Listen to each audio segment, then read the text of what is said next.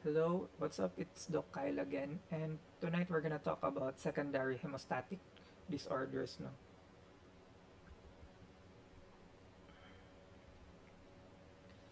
these are the lab tests that we usually order as doctors to be run if we have a high index of suspicion for um, coagulation disorders.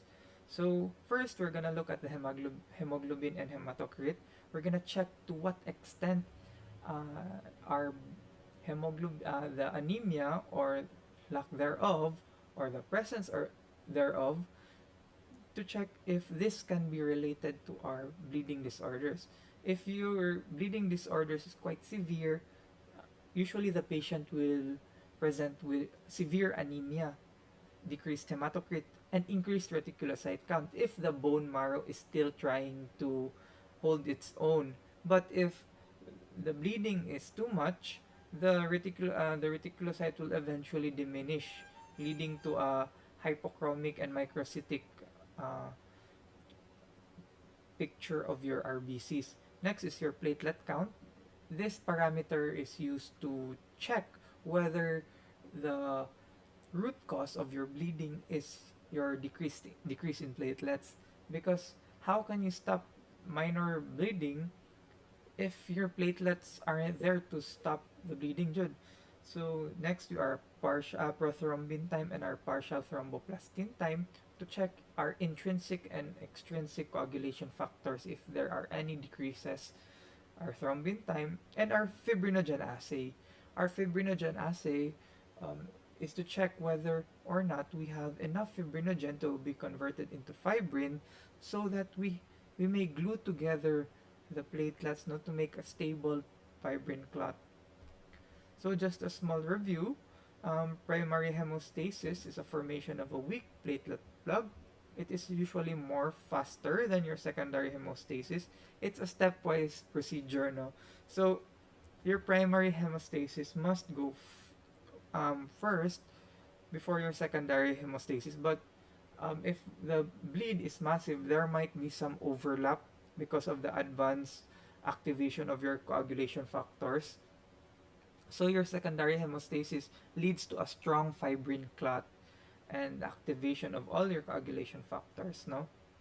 Um, if there will be a question in the board exam or any, you will be asked, yes, the coagulation factors are also associated with your inflammation, especially the kallikrein and prekallikrein pathway.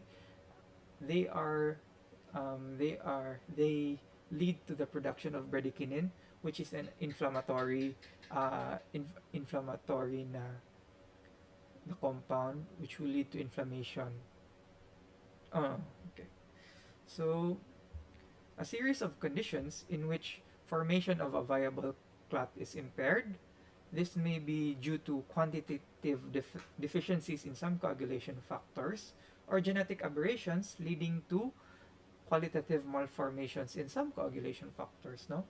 So think of it as if you have decreased coagulation factors, you're gonna bleed. And then if pangit o batiog na ang imong coagulation factors, you will bleed, no? So uh, coagulopathies are the presentation of coagulopathies is just simple, no? In a sense that if you have coagulopathies, your blood goes out of the blood vessels, and we don't want that. So patients usually present with, of course, anemia, mubo imong hemoglobin, tingala po ka na after tuli or the umbilical stump is removed, persistent gyapon ang bleeding, no? Sigig sunggo, no? Epistaxis, hematemesis, especially if it's severe na, no, hematemesis na ka. Tapos this intracerebral bleed is one of the most deadly now, because 1 minute you're just talking to the person and then kalit lang siya nag-bleed sa iyang utok. Next thing you know, dead na siya, no? There's no time to resuscitate the patient na. Joint bleeding, hemarthrosis, so body cavity bleed, gani hemoperitoneum, hemothorax, hemopericardium, blood in the urine, hematuria, and blood in the stool, no? We have two types on sa blood in the stool. We have our hematochezia, hematochezia, and then our melena. Your melena is black tarry stools because think of it as the bleeding is in the upper portion of your gastrointestinal tract. So, nanay time, ma-hemolyze tong dugo, no, ang RBCs. And then, once na hemolyze and oxidize na sila, ang ferrous, na imo ng ferric, no? So, nag-dark na siya, na imo na siyang black. While your hematochezia, if ang bleeding kay bright red, meaning maybe near the anal verge lang ang samad, no? Like in your hemorrhoids. But, like I said, pag nakay coagulopathies, pwede ganyan pa na sila magpresenta na. Ganyan. This is epistaxis. Hematochezia. This is your melena. Kanya siya kay hemoptysis, no?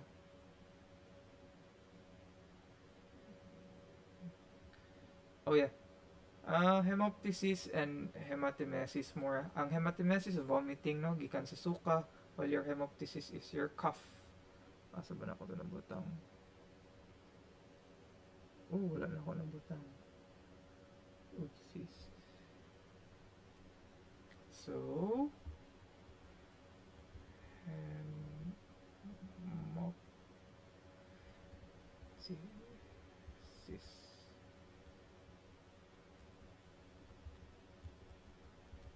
Coughing of blood. Alright.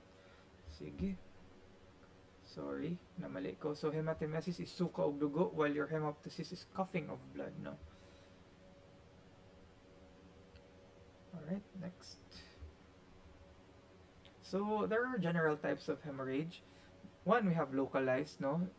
Blood loss through a single blood vessel or location. What is this arteriovenous malformation? This is what happens when your arteries and veins, they just dikit together. Yeah? This is what happens when during your fetal development there is poor differentiation ng kani siya dapat venous, kani siya artery. So they're not supposed to shunt together except through the capillaries. There needs to be capillaries before mag-artery o vein. Kani sila diretso na siya artery, diretso na po siya vein. There is no intervening capillaries usually, no, in the body, but these arteriovenous malformations are like big because, like I said, medyo dako ba ng arteries, medyo dako po ng veins. Mukalit lang sila dikit. And what happens is the differences in the pressure, because the pressure in the artery is quite bigger than the vein, leads to a dilation of the vein because the vein has less muscular tissue, no, smooth muscle tissue around. Eventually, pag example stress kayo ka or nagadu ka og activities na makapa-increase og heart rate o blood pressure, taas kayo ng pressure, kalit lang buto. That's why magka-aneurysm ang mga natay ginatawag na aneurysm sa brain. Usually that's the cause na AV malformations. So, poorly sutured wound. So, generalized, we have multiple areas. The mucocutaneous, skin and lining of the orifices. Basta any lining na moist, mucus, ano na siya, mucosa surface na siya, mucosa. So, peteke, red pinpoint spots, tapos yung purpura is greater than 3 mm. Any less than 3 mm is your peteke, and then your ecchymosis, no, which is greater than 3 cm. So, peteke, makita na to na siya sa dengue pag nag-ayo na ang patient. So, in anatomic, we have in joints, body cavities, muscles are the central nervous system. Kato. That's a picture. This is your ecchymosis. This is your peteke, and this is your purpura. Kanino? This big ass joint, no? That's Arthrosis, no? So, this is your Hemorrhosis. Again, this is your petike. Purpura and ecchymosis greater than, depende na, 1 to 2 lang ganin siya, but we'll follow Rodax ng greater than 3 cm. So, kanin, causes of bleeding. Number 1, cause liver disease, no? So, all your coagulation factors, don't get me wrong, nani siya exceptions. All your coagulation factors are produced in the liver, no? So, kung daot imong liver, what do you expect? Wala po kay coagulation factors, no? Except, which we will talk about later, your factor 8, no? Your factor 8 is produced in the liver, but it's really fragile, no? Labile, meaning pag labile, sensitive, labile coagulation factor, it needs a carrier. That's your von Willebrand factor, no? So von Willebrand factor is produced not in the liver, but within your endothelial cells. They are stored in your Weibel pallid bodies, in your endothelial cells. Now, what are your endothelial cells? They are the cells that are lining your blood vessels, no? And then, it is also found in the alpha granules of your platelets. No, this is von Willebrand factor, no? This von Willebrand factor prolongs the life of your factor 8, no? It's a carrier. So, in turn, kung wala kay so if wala kay von Willebrand factor, medyo weak din yung muhang factor 8. So another protein that is not produced in the liver, no? Going back the dogma, all proteins are produced by the liver except your von Willebrand factor, produced by your endothelial cells and your megakaryocytes. Okay, di ba i-incorporate man sa alpha granules? And the other protein that is not produced by your liver is, don't forget, your immunoglobulins, no? Your immunoglobulins are produced by your plasma cells, not B cells, plasma cells, no? That is the delineation between your B cells, which is the immature form, and then the plasma cells, the more mature form, because they are now able to produce your immunoglobulins. Kidney failure, no?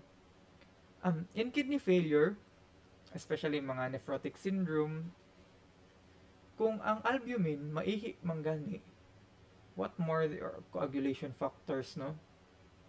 So it's simple as that, no? Your kidney failure, your kidney doesn't have enough, the function of your kidney is disrupted, leading to loss of your coagulation factors through your urine.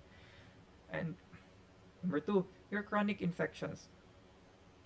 The thing that happens in chronic infections is you are in a both hypercoagulable state, no?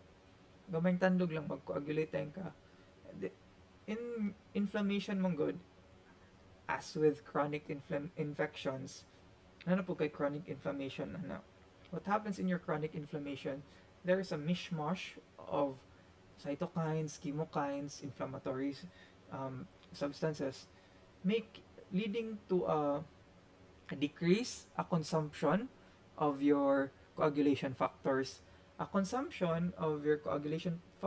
and then in chronic infections, the building blocks, no, for producing these proteins are also inhibited, no, because always remember that in inflammation you are in a cachectic phase. Cachectic in a sense na you are wasting, no, the nutrition that you eat.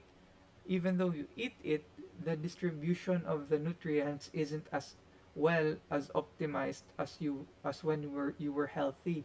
So of course, nandiyo kay bleeding, you have a higher risk for bleeding there, no, because always remember your coagulation factors, well, majority of them, no, coagulation proteins, no, okay, of course calcium is not a protein man, is also kanang dependent on the nutrients that you intake, no.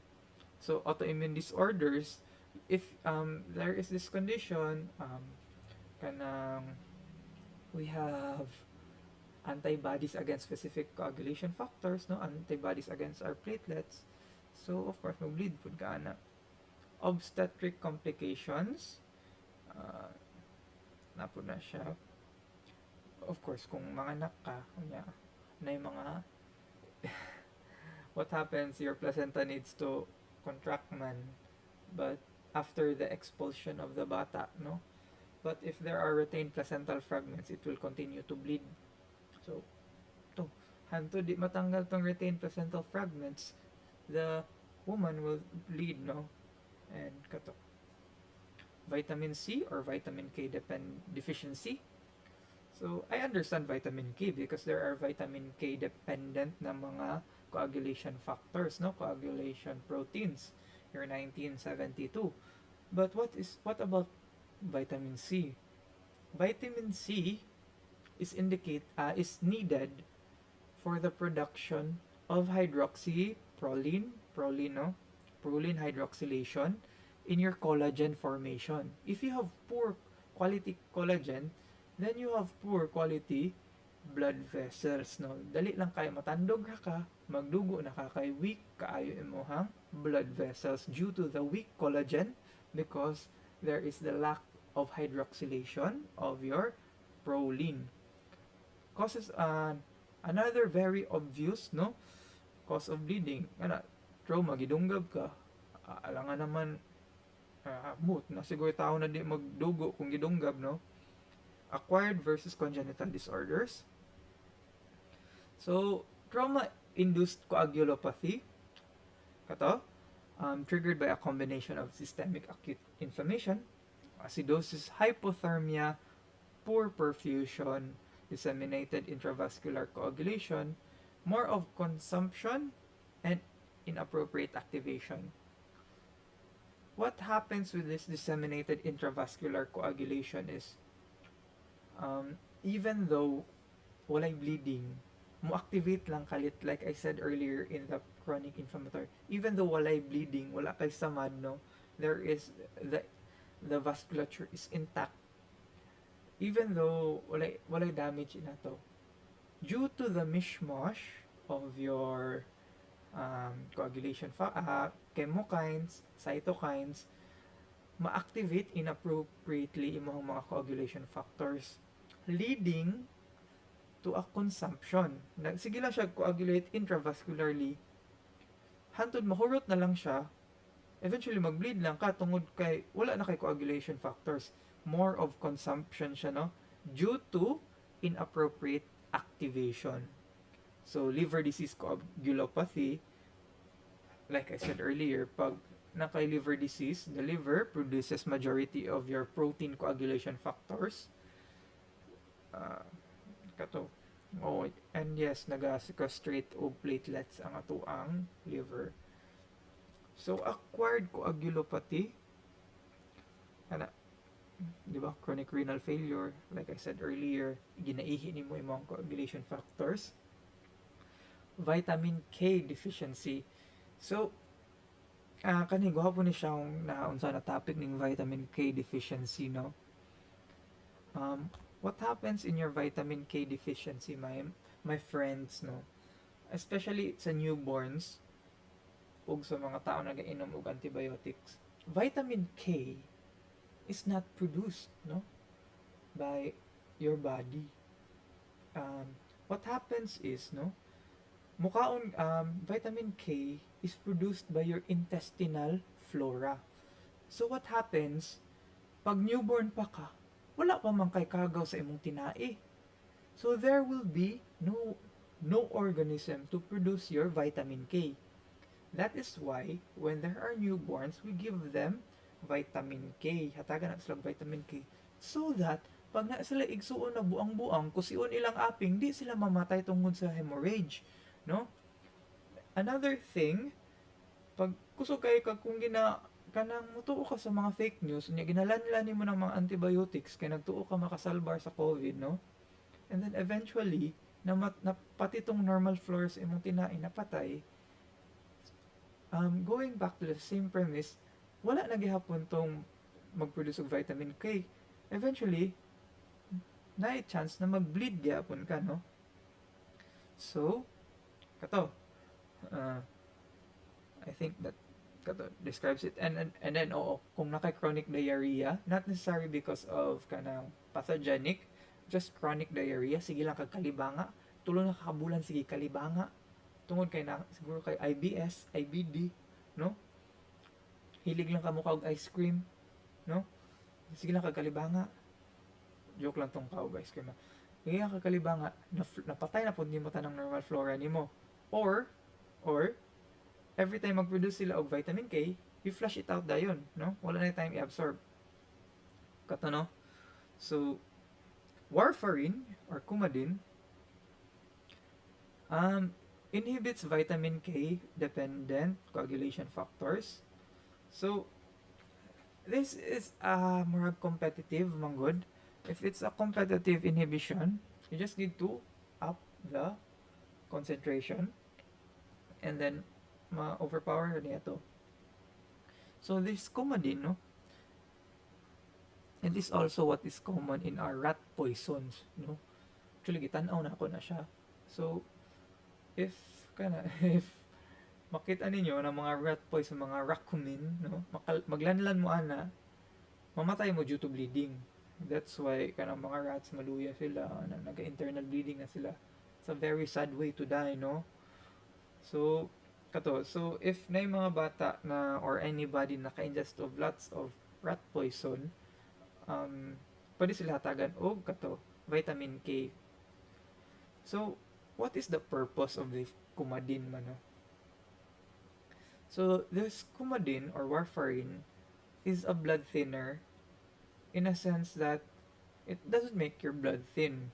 Rather, what happens is this is given to people who are kanang prone to make thrombi.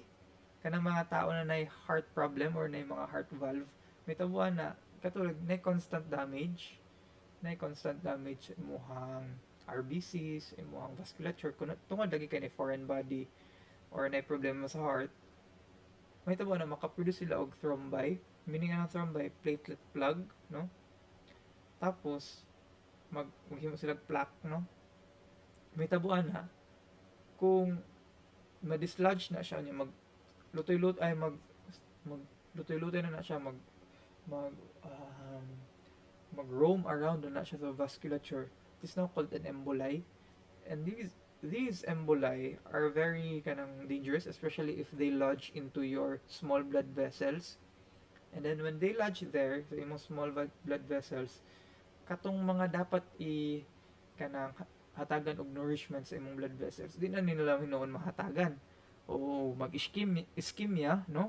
Due to lack of oxygen, no?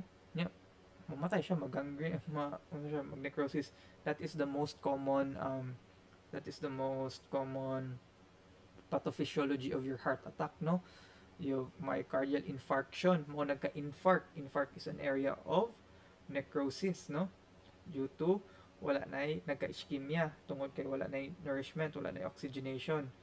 So, tungod kay nag-lodge tong emboli, tong plaque, usually a cholesterol plaque from atherosclerosis, no? Nilodge siya dito sa small arteries no, sa imong heart, coronary arteries mo, nag-ischemia, wala na nag-help, wala na yung hatag og nutrition ato na area. Wala na, attack na siya, hindi na siya mulihok. So, kung ano mulihok imong heart, wala na yung blood mo ato sa imong utok, no? Next is vitamin K regulates blood coagulation, no? Kana siya natusok na siya ng dugo-dugo, no? Forgot who that princess is, no? So vitamin K synthesizes prothrombin with the help of the liver synthesizes prothrombin with the help of vitamin K. Tapos ang prothrombin mag-activate sa imuhang of course your prothrombin will be converted in your thrombin, and your thrombin will convert your fibrinogen to your fibrin, no? But daghan po nagbuhat ng vitamin K. 1972 lagi na siya. 1972. Kamo bahala kung sa inyong ganahan na sa mnemonic. Basta 1972 ako. Mama pa nagtulo na ako, anak. So, acquired coagulopathies, no? Auto anti-factor 8 inhibitor. Like I said earlier, di ba? Na kay antibodies against your factor 8. No?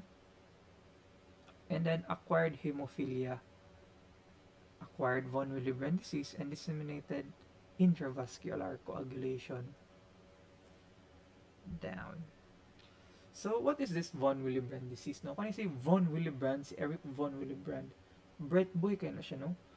So, nakabantay siya sa ilahang lugar nasod, no? Na hala, naga-bleeding lagi ni siyang anak niya.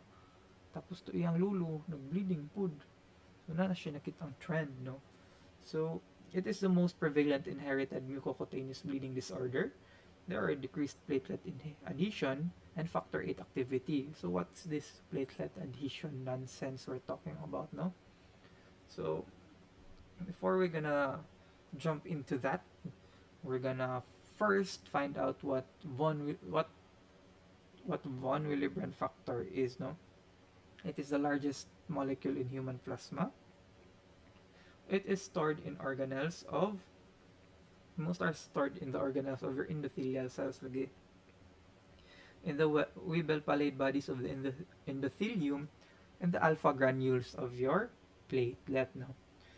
It is released when there is vascular damage to the vascular wall, inflammation, etc.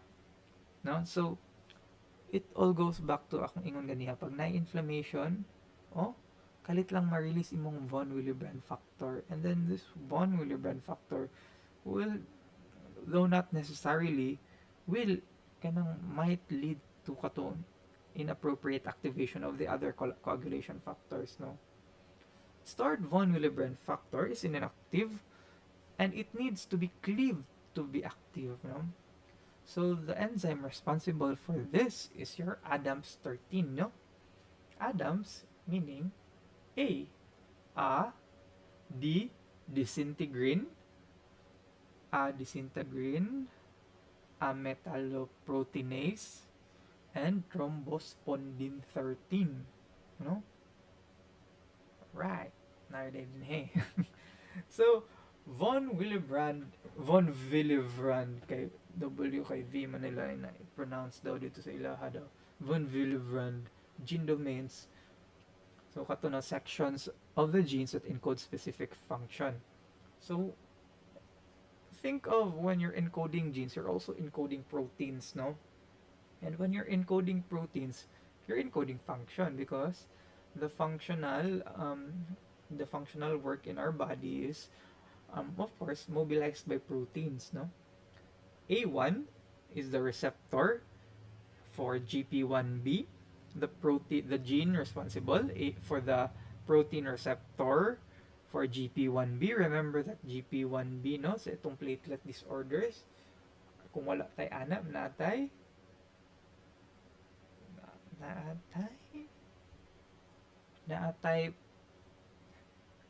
Bernard Soulier, no? So, GP1B is a receptor for kato. So, katong addition, diba? Addition is GP1B. And then our GP2B3A is for our aggregation. And it's, if absence of it, is our Glanzmann thrombasthenia, no? So, A2, kato receptor for Adams, no? Because it needs the protein Adams needs to bind to the long man kaya ng unsagot kanang von Willebrand factor, or rather big. And like said earlier na if big siya kaya dili kaya siya effective, needs to cut it down pa, no? A3 is your receptor to your collagen. Asa man gikan ning collagen, no? Muna siya tong basement membrane sa imuhang vasculature, no? So what the receptors do, they dikit, no? So this von Willebrand has a receptor for GP1B. So tanaw natin sa next slide naman sa C1 to C6 is a receptor for GP2B3A, and D3 receptor for factor 8. So kani siya, this is your von Willebrand factor na siya receptor for 1B, no? So, mudikit nini siya for adhesion. Tabangan ni ang platelets na mudikit dito sa collagen, sa exposed na area. Tapos kani siya mudikit tong Adams para matunga siya. And then receptor for your collagen, no? So, Mitabo na kaya receptor for collagen. Kaya receptor for collagen siya dito mo dikit sa damage na area. Damage na area na siya. So na din yung platelet kaya dikit sa GP1B. Na din ditong unsa to damage area. Ito no, kaya activate naman siya kaya di ba natunga na siya sa imong Adams. And then pag dikit ana nila mugawas na tong katong receptor for your 2B3A. Pag na siya 2B3A, mo dikit din ang fibrinogen, magdikit na sila together. So kato. Tapos na din ay imuhang receptor for receptor for imuhang factor 8. Diyan mo dikit tong na that chilling lang diyan factor 8 ni all the time, no? All the time na siya diha. Right, kato. So remember A1, this is your gene, no? A1 for your GP1B. Kani siya. Adams, A2. Collagen. Factor 8. Kani D. So, kato. Kani. This is the propeptide. And then, C1 and 2. GP2B3A. Alright, no? So, what is the major function, no? Major function for our von Villavun disease, no? So, platelet adhesion yun na siya, no? So, when there is endothelial damage, von Willebrand is released from the Weibel palade bodies, which is then cleaved by your Adams 13, no? I'm free! Bako na siya. Slash din siya sa mga Weibel palade. Tunga din siya. Oh. Von Willebrand then attaches to the exposed collagen, like I said earlier, no? Dikit na siya sa imong collagen exposed after slashing by the Adams. Dikit na siya sa imong collagen. This is your collagen. My hand is the collagen. Then, attaches tong platelet GP1B. Dikit yung platelet. Di siya same na order sa akong gingon ganyan, but ano siya leading to platelet adhesion, no? So, upon platelet adhesion, mag-addition na siya, mag-goes na to imong GP2B3A, no? So, gato. Which enables platelet aggregation, no? So, kailangan mo mag-fibrinogen sa imong platelet aggregation apart from your GP2B3A, no? Kani siya. Dikit siya, no? Pak! GP. Natunga na siya, ha? Natunga na siya. Dikit din siya. Pak! Dikit na siya. GP1B, no, von Willebrand, dikit na siya back. Tapos maglahi ata na siya na table. More of the platelet na siya. Balik-balik naman eh. Sorry guys, nangita mong ko ka ng unsa jud picture na maayo for von Willebrand factor, but i-replay lang ninyo to akong hand magic, akong tating, no? So, what are the other functions of your factor 8? No? Von Willebrand factor. It is a factor 8 carrier molecule. Like I said earlier, the factor 8 is very weak. It only lasts a few minutes in the blood, but when free, but when attached to your von Willebrand factor, it lasts for 8 to 12 hours. So, what is the pathophysiology of the von Willebrand disease? No? Type 1. Most common, autosomal dominant mutations. So, decreased amount, quantitative. No, gamay lang kabuok imuhang von Willebrand, no? Number 2 is your qualitative o abnormal forms. Daghan siya type, actually 4 types. 2A, kato, increased Adams susceptibility, meaning instead na kas alang siya slash, kadaghan siya slash, meaning kung mas gamay siya, dili ato ka optimal iyang size para mo dikit ang mga platelet for platelet adhesion. Number 2B, no, gain of function, no? So, increased binding of GP1B to platelets, meaning so sige na siya nuog dikit sa imong platelets, no? Maski dili pa dapat mo dikit na siya. So, gain of function, increased, no? Increased iyahang increased ang iyang kanang sensitivity or rather attraction to your platelets, no, which is unnecessary. 2M is like 3A, and then 2N is Normandy, defect in binding to factor 8. So, kato, more, di na siya madikit sa factor 8. So, essentially, since weak on its own naman ang factor 8, more kag nagka-factor 8 na hemophilia. So, autosomal hemophilia na siya. Ang other name. So, kano yung pinaka-worst? Your type 3 null allele or deletion of the von Willebrand gene. So, wala dyan kay von Willebrand. Magdugo dyan ka. And dead. No? Severe hemorrhage. So, kato, definitive diagnosis requirements, of course, na dyan kay familial history dyan because most of the time, it's hereditary. And demonstration of decreased volume von Willebrand function, quantity or function. So, when a patient presents with mucocutaneous bleeding, no, that's the MC, o CBC to rule out thrombocytopenia, tapos ProTime and APTT are used to rule out coagulation factor deficiency because, di ba, dili lagi coagulation factor imong von Willebrand. So, normal lang natanan imong ProTime ug APTT. So, we detect the von Willebrand using antigen enzyme immunoassay, no, gamitan nimo antibody para ma-detect imong von Willebrand.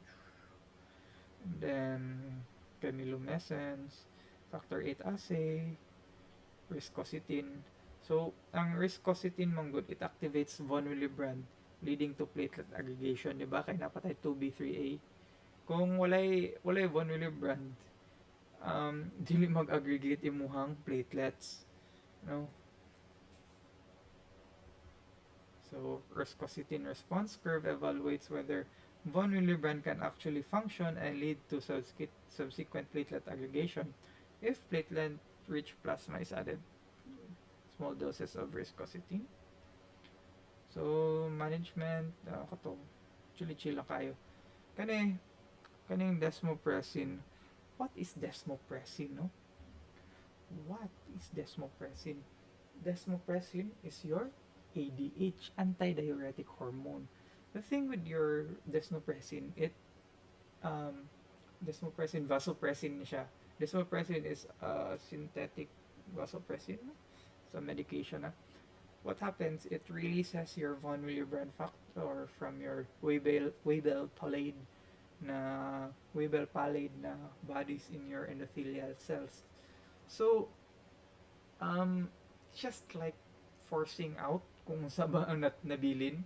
But if you have katong type 3 na absent jud imuhang gene for von Willebrand, maski yung piga nimo ipalanlan na nimo na desmopressin, di gyapon mo gawas na iyahang von Willebrand kasi wala na siyang mabibigay, no? Nabigay niya, wala talaga siyang ibibigay, no? So the next congenital coagulopathy is our hemophilia A, our factor 8 deficiency. Encoding genes are found in the X chromosomes, meaning kung nasa X chromosome siya, ano siya, X-linked, sex-linked man siya. O factor 8 is cleaved and byproduct called the B domain binds to factor 9 to form factor 8A, 9A. This is the tenase complex which cleaves factor 10. No? Once mag-start na ng factor 10, no? So, once mag-start na ng factor 10, common pathway naman yun na siya. So, a quick tip, no? A quick tip na to para ma-remember na itong components sa ato ang common pathway, no? Kaya pag start na yung common pathway, ang buhaton lang dyan na yung common pathway kay mag-produce o katong prothrombinase, no? So, nag-start ang common pathway, the components of your prothrombinase, no? The enzyme that converts your prothrombin to thrombin is I have a mnemonic, Vaxaca, VAXA calcium, factor 5A, VA, Va, XA, activated factor X, and calcium, no, Vaxaca. So, kato, deficiency of factor 8 leads to the decrease in thrombin formation leading to bleeding. Factor 8 deteriorates in storage. So, ang usual pag newborns, ang usual nato na symptoms or makita nato is your bleeding umbilical stump. Katong pagkamantuli gadugo gihapon. So, females are carriers detected using the factor 8 to von Willebrand antigen ratio. So, kaning factor 8 to von Willebrand antigen ratio kay i-check lang nato kung decreased ba kaayo imuhang factor 8 versus your von Willebrand, no? Kay kung ang factor 8 lang decreased, of course, factor 8 deficiency jud, hemophilia A jud siya. So, kato, management, desmopressin, tranexamic acid, factor 8 concentrate if severe. This tranexamic acid leads to, dili pa siya, makes resistant pa imuhang fibrin clot to fibrinolysis, no? It makes, not necessarily resistant, but it prolongs the fibrinolysis, no? In a sense, prolong, meaning dili sa niya act upon. So, kani hemophilia A versus hemophilia B, actually more or less same lang sila, no? But except vary lang sila sa mga genetic defects. And then your hemophilia B is also an enzyme, while your factor 8 is a cofactor. So, okay. So hemophilia A, factor 8. Hemophilia B, it's your factor 9. Mag-skip kag isa. And then hemophilia C is your factor 11. So your X is your Stewart power. Alright, so other congenital coagulopathies, no? So kato, hemophilia B, factor 9, deficiency, Christmas disease, no? So PTT is prolonged. Then hemophilia C, factor 11 deficiency, Rosenthal syndrome. Lagi na skip siya. Factor 5, decreased thrombocythemia. Decreased in thrombocytopenia because imong factor 5, they store it in their granules man. Factor X, amyloidosis, antifungal medication. Factor 13, deficiency. So, kaniha. So, how do you differentiate? An easy reminder, labi na pag nalibog na mo, how do you monitor your intrinsic and extrinsic pathway, no? One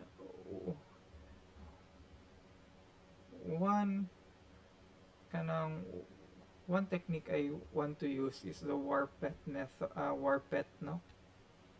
Or let's just say Warpet, no?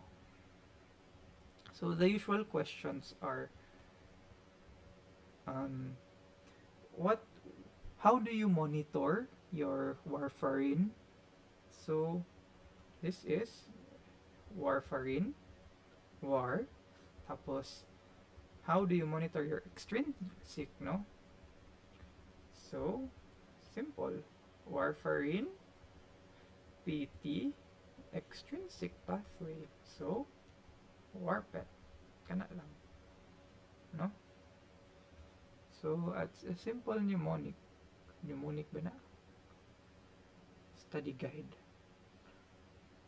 So kato. And then always remember, all your coagulation factors na proteins, no? They are serine proteases, meaning they cut kung asa tong serine na amino acid. Except your factor 13. Your factor 13 is a transglutaminase, no? It makes the fibrin clot stable. And the only way may balani mo kung na kay factor 13 is via the 5M urea dissolution. Compare a blood clot with factor 13 versus a clot without factor 13. Ma-dissolve ang imuhang 5 ang katong walay factor 13, no? So this is a short table ng mga deficiencies nato. Remember, for your PT, extrinsic nimo na mga pathway, no? So what are your extrinsic pathway? Of course, prolong tanan ang imong PT ug PTT sa imong X, kay common pathway naman na siya. Same with your X, prolonged, no? So extrinsic nimo is normal. So remember po, your extrinsic factor, um, as imong extrinsic, di ba, tissue factor mo na siya usually.